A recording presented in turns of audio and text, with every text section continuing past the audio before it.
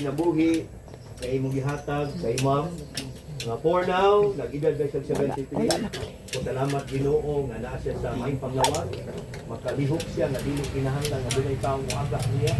Pagkaadto sa church na baka-serve kanimo Ginoo. I'm praying na mahimo kining testimony Ginoo blessing kanamo nga minsan santo kaduna pa mi kusog kay mo gihatag kanamo. Dili namo kinihikaw Ginoo alang sa pagpangalaga. We're praying, Lord, and praying, looking forward na ikaw pa rin binigyan ang mga katuligan sa panahunan. Ikaw mahimong mag-auban kanina, isang palod tibok niyang pamilya, iyang mga anak, iyang mga in-laws, iyang mga apo, malayo sa Lord. Na mahimong siyang blessing. Then even to the church and even to the members of the church.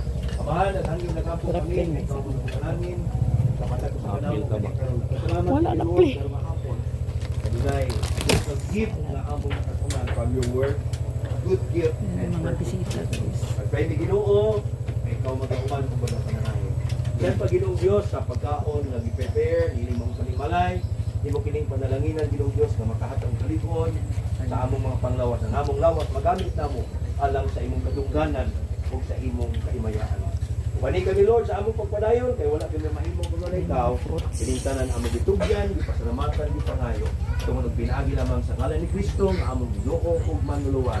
In Jesus name we pray.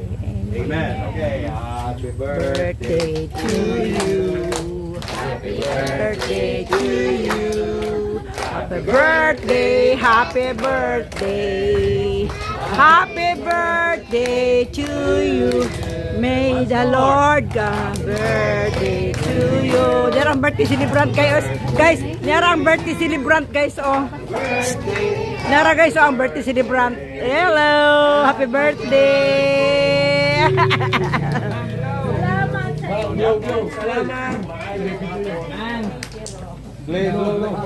Uy, si Pastor James. Si Pastor James. Oh. I-background sila ha. Pastor James wala lagi oh.